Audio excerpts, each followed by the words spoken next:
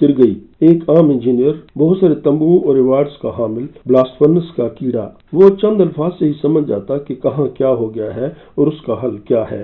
मैं तो शुरू में 2 महीने तक उसके साथ काम करता रहा, लेकिन वो भी टूटे फूटे अंदाज में, क्योंकि मुझे अस्पतालों के चक्कर भी लगाना होते थे। लेकिन फिर भी फनी मामले में मैंने उससे बहुत कुछ सीखा। मेरे दोस्त खालिद ने उससे बहुत ज्यादा सीखा और वापस स्टील मिल्स में आकर उसको अमल में भी लाया। खालिद एक अच्छा इंजीनियर और ब्लास्ट फर्नेस का माहिर साबित हुआ। आजकल खालिद स्टील मिल्स की अल हदीद हाउसिंग सोसाइटी में रिटायर्ड लाइफ गुजार रहा है। वो कबूतरों से खेलता है और कभी कभी मुझे फोन करके पुरानी यादें ताज़ा करा देता है। खालिद जब दूसरी बार चिरिपाविस गया तो वो सिरगी के गांव गया, जहां सिरगी अपनी लकड़ी की कॉटेज में एक देहाती जिंदगी गुजार रहा है। खालिद ने बताया कि अपनी इस मुलाकात में हमने तुम्हें बहुत याद किया। सुबह सवेरे ट्रेन से उतरते ही लूबा और ड्राइवर ने हमें होटल लेनिनग्राड पहुंचाया। होटल और उसके बड़े से रेस्तोरां में रहने वाला सारा अमला बहुत मेहरबान था और ज्यादातर औरतों पर मुश्तमिल था। हर फ्लोर पर 1-2 ख्वातीन बतौर रिसेप्शनिस्ट मौजूद होती थीं। हमारे फ्लोर पर एक बूढ़ी औरत, जिसे हम प्यार से मामा कहते थे, और दूसरी एक छोटे कद की तेज तरार औरत गाला थी।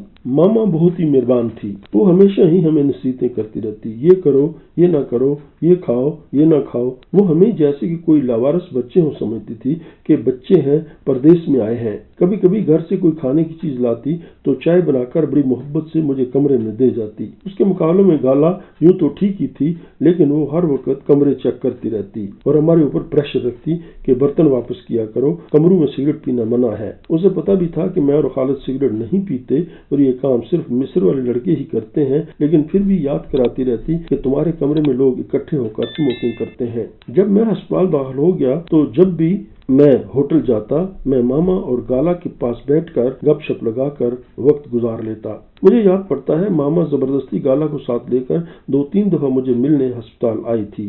वो अपने साथ कलबासा यानी खास रूसी गोश्त और कुछ बिस्कुट भी लेके आई थी। मामा एक पेंशनर औरत थी, लेकिन फिर भी काम करती थी। यूं उसे पेंशन के साथ साथ जॉब की आधी तनख्वाह भी मिलती थी और वो दूसरे पेंशनरों के मुकाबले में ज्यादा कमा लेती और इस पर फख्र करती। कहना चाहिए कि मामा हाथ और दिल की सखी, जबकि गाला दूसरों से छीनने पर यकीन रखती थी। होटल में 2 खास किरदार और जो रोजाना सुबह से शाम तक हर मेहमान से टकराते, वो 2 जवान खूबसूरत औरतें थीं। एक का नाम तो श्वेता था, जबकि दूसरी को हम हाथ वाली के नाम से याद करते। लॉबी में दाखिल हो तो दाएं हाथ एक बड़ा दरवाजा रेस्टोरेंट का था।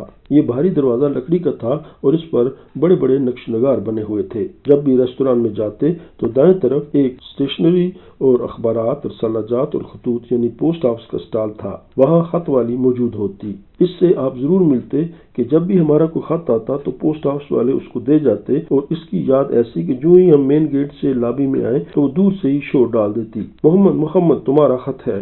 फिर अपने कमेंट्स भी देती, हाँ माँ बाप ने लिखा होगा, शादीशुदा हो, बीवी का तो नहीं।